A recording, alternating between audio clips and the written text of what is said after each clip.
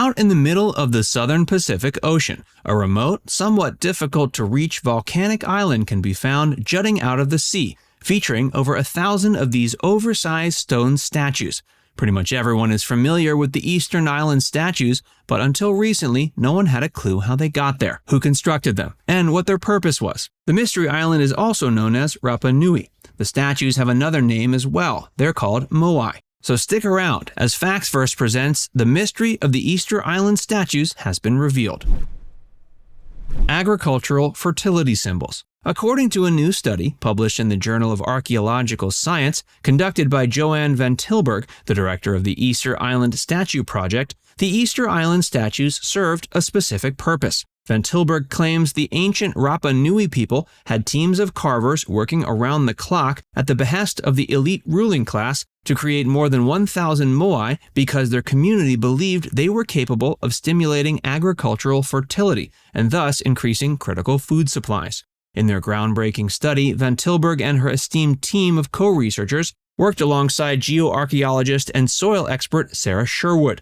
The research team believes they found rock-solid evidence that confirms the long-suspected purpose thanks to the findings of a carefully carried-out study of 2 specific moai that were excavated a little over 4 years in the area known as the Rano Ranaku Quarry on the eastern end of the island. Van Tilburg's recent analysis honed in on 2 monoliths inside the inner region of the quarry. It's known this region is the origin point of close to 95% of the island's more than 1,000 moai. In-depth lab testing of various soil samples taken from this area reveals the presence of foods like taro, sweet potato, and bananas. Van Tilburg has said the analysis conducted by her team shows that beyond just serving as a rock quarry and a place where the statues were carved, Ranu Raraku was additionally the site of a highly productive agricultural operation. She further stated their excavation broadened our perspective of the moai and has encouraged us to realize that nothing is ever as it appears. Van Tilburg has been working with the Easter Island statues and Rapa Nui people for 3+ decades. Her ambitious Easter Island Statue Project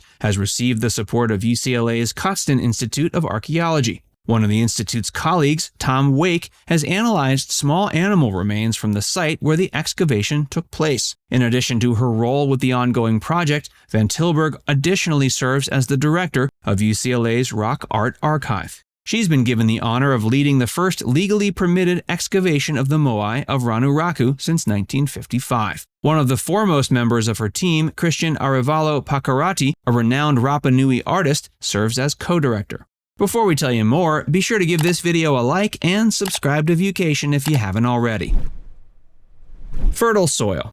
Sherwood says that in the long term, the soil found at Ranuraku is some of the richest on the island. When coupled with a freshwater source that can be found at the quarry, it would appear that the simple practice of quarrying by itself helped give a boost to the soil's fertility and, as a result, increased food production in the surrounding area. The type of soil occupying the earth in the quarry is rich in clay. It's been discovered that it was created by the workers as they quarried down into deeper rock and carved out the moai. This clay-rich soil was the result of the local bedrock, known as lapilli tuf, being weathered away through human interaction.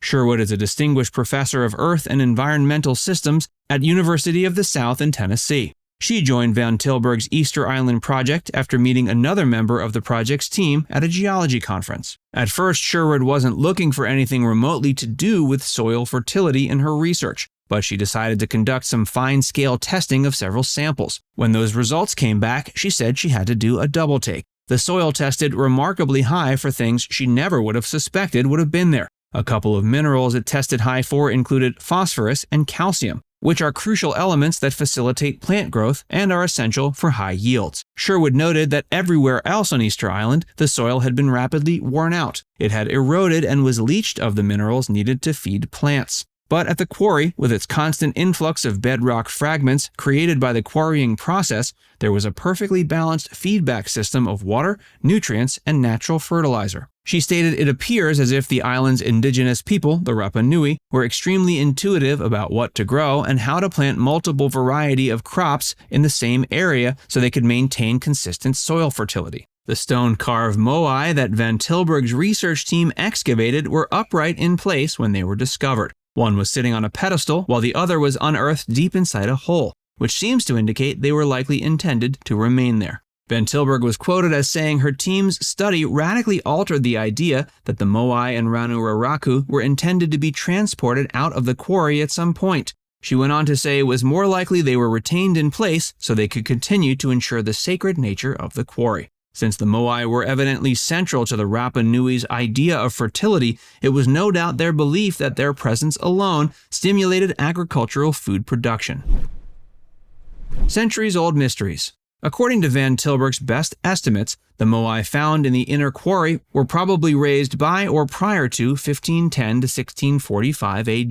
The two Moai that Van Tilburg and her team excavated had almost been entirely buried by rubble, debris, and soil. They chose those two statues for excavation after closely scrutinizing historical photos that mapped out the entirety of the Ranuraraku inner region. Van Tilburg has worked to establish strong and productive connections with the local Rapa Nui community. The Easter Island Statue Project's field team is comprised of local workers under the mentorship of professional geologists and archaeologists. The team's collective efforts have resulted in the creation of an enormous, detailed archive, as well as a comparative database that has documented by this time more than 1,000 sculptural objects created by the Rapa Nui people, including, of course, the Moai. Easter Island was designated as a World Heritage Site by UNESCO in 1995. The majority of the island's most sacred sites have been protected within the Rapa Nui National Park. Now it's time to hear from you. Would you want to go to Easter Island to check out the Moai? Let us know in the comments section below. And before you go, make sure you give this video a like and subscribe to Viewcation if you haven't already. Click the bell icon to stay updated on all our latest content.